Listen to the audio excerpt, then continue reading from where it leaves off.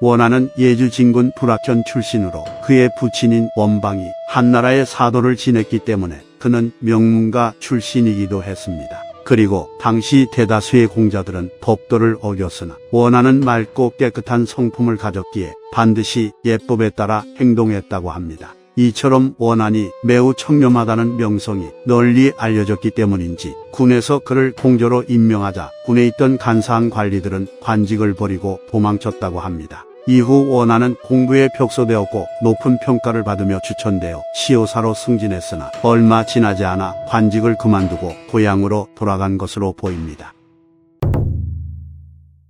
이주자사였던 유비가 원한을 무죄로 추천하였기에 원한은 유비의 휘하에 잠시 있었으나 장강과 회하 사이에서 난이 일어나는 바람에 원한은 유비와 헤어져 난을 피하다가 원술의 밑으로 들어가게 됩니다. 그리하여 원술은 매번 무슨 일이 있을 때마다 원한을 찾아가 그에게 자문을 구했고 원한은 항상 올바른 말만 했기에 원술은 그의 말을 따르지 않을 수 없었다고 하며 원술은 원한을 공경하며 감히 그에게 예를 다하지 않을 수 없었다고 합니다. 하지만 얼마 지나지 않아 여포가 부릉에서 원술을 공격하였기에 원술은 도망쳤고 원한은 원술을 따라가려 했으나 여포에게 사로잡혀 마침내 그에게 등용되었다고 합니다.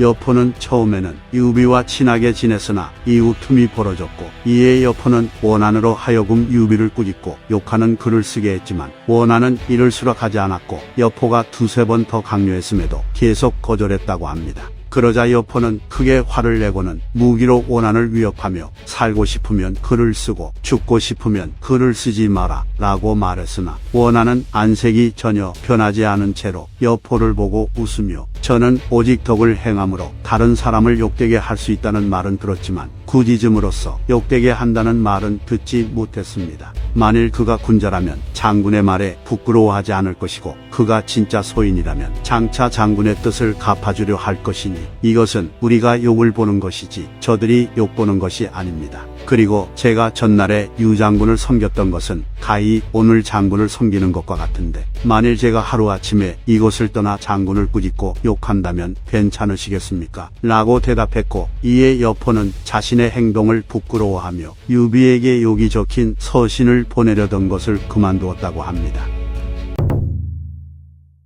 여포가 조조에게 격파당해 죽은 후 원한은 조조의 휘하로 들어갔는데 원시세기의 기록을 보면 원한이 조조의 밑으로 들어가는 과정이 자세히 묘사됩니다. 원시세기에 따르면 여포가 패배했을 때 진군 부자도 여포의 군중에 있었다고 하며 그들 모두가 조조를 보고는 몸을 굽혀 인사했지만 원한은 홀로 호흡을 하며 예를 다하지 않았기에 조조는 이를 매우 꺼림칙하게 여겼다고 합니다. 그리고 당시 조조는 관리들 각자에게 수레를 주어 여포의 군중에 있는 물건 중에서 가지고 싶은 것을 가지고 갈 수 있도록 했는데 모든 관리들이 무거운 짐을 자신의 수레에 실었으나 오직 원한만이 책 수백 권과 차량을 수레에 실었기에 이 사실을 알게 된 관리들은 매우 부끄러워했다고 합니다. 또한 원한은 친한 사람들에게 내가 수레에 식량을 실었던 것은 군사들에게 명하여 행량을 챙기도록 한 것이나 마찬가지일 뿐이니 이것을 내가 가지려 한 것은 아니다.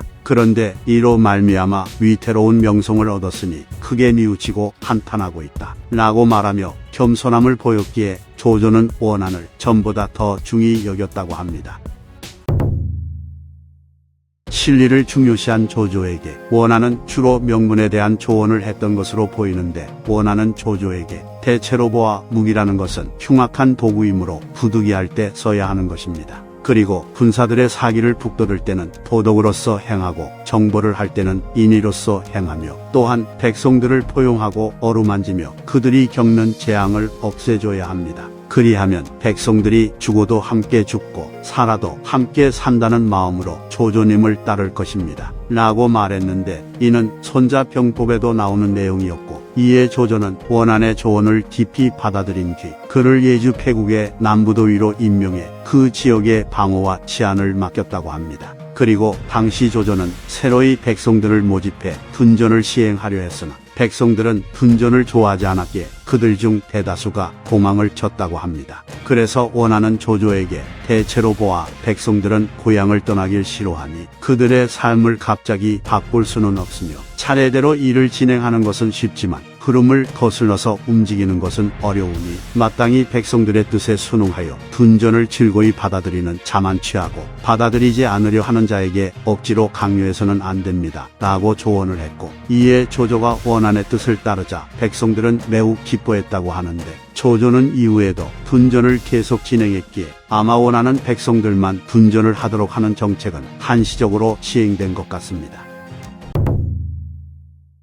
원하는 예주 양국의 상으로 승진한 뒤 매번 모든 현에 직서를 내려 호라비와 과부, 나이가 많은 사람들을 힘써 보살피고 효자와 정부를 특별히 대우하라 라고 하였고 나랏일을 함에 있어 교훈을 존숭하며 인자한 마음을 가지고 행동했기에 겉으로는 따뜻하고 부드러웠지만 안으로는 결단력이 있었다고 합니다. 그리고 원하는 병을 얻어 관직을 그만두었지만 백성들은 여전히 그를 그리워했다고 하니 그가 얼마나 훌륭한 관리였는지를 알 수 있습니다. 이후 원하는 부름을 받아 간이대부 승상군죄주에 임명되었고 전후로 매우 많은 상을 하사받았지만 모두 다 나눠주었기에 집에 쌓아둔 재물이 없었고 산업에 관심이 없었다고 합니다. 그리하여 모자란 것이 있으면 즉시 다른 사람의 도움을 받았음에도 조사를 받아야 하는 행동을 하지 않았기 때문에 당시 사람들은 그의 청렴함을 따르려 했다고 합니다. 위나라가 처음 세워졌을 때 원하는 낭중령에 임명되었고 어사대부의 사무까지 맡았다고 합니다. 그리고 원하는 조조에게 지금 천하의 큰 재난은 이미 제거되었으니 문과 무를 나란히 쓰는 것이 나라를 길고 오래도록 유지하는 방법입니다. 그리고 편적을 많이 모아 옛 성인들의 가르침을 밝히도록 하여 백성들에게 전파한다면 나라 안은 문장의 아름다운 광채가 날 것이고 풍속에도 영향을 끼칠 것이니 그리 된다면 복종하지 않고 먼 곳에 사는 사람들도 문인이 갖춘 위엄과 동망을 따라 돌아올 것입니다. 라고 조언했기에 조조는 그의 말을 옳게 여겼다고 합니다. 이후 원하는 관직에 임명된 지 얼마 지나지 않아 눈을 감았고 이에 조조는 눈물을 흘리며 곡식 2,000석을 원한에 집에 주었는데 태창에 곡식 1,000석과 자신이 소유한 곡식 1,000석을 주었다고 합니다. 그런데 다른 사람들이 조조가 이렇게 행동한 뜻을 깨닫지 못하고 의문을 표하자 조조는 그들에게 태창에 곡식을 준 것은 관의 법을 따른 것이고 내가 소유한 곡식을 준 것은 친구로서 준 것이다 라고 말했다고 합니다. 어떤 사람이 유비가 죽었다는 소식을 전해오자 모든 신하들이 이를 축하했지만 원하는 일찍이 유비에게 관리로 추천받은 적이 있었기 때문에 홀로 축하하지 않았다고 합니다. 황제가 원한이 옛날에 여포의 일을 거절했다는 이야기를 듣고는 원한의 사촌 동생인 원민을 불러서 원한의 용법은 어떠한가 라고 물었다고 합니다. 이에 원민은 원한의 얼굴은 온화하고 부드러우나 그가 죽기를 각오하고 절개를 지켜야 하는 상황에 직면하는 위난에 처하게 된다면 비록 맹분과 하육이라 할지라도 원한의 용맹함에는 미치지 못할 것입니다 라고 대답했다고 합니다. 원한의 아들인 원가는 청렴하고 순수하였고 차분한 데다 자신을 꾸미지 않아 부친인 원한의 풍모가 있었다고 하며 군수, 상서를 역임했다고 합니다. 진양취에 따르면 사마이가 말하길 최근에 원간을 보았는데 역시 원한의 아들이라 할 만했다 라고 하며 원간을 칭찬했다고 합니다. 이상 삼국지 인물열전 원한편 마치겠습니다. 재미있게 보셨다면 좋아요와 구독, 알림 설정 부탁드립니다. 감사합니다.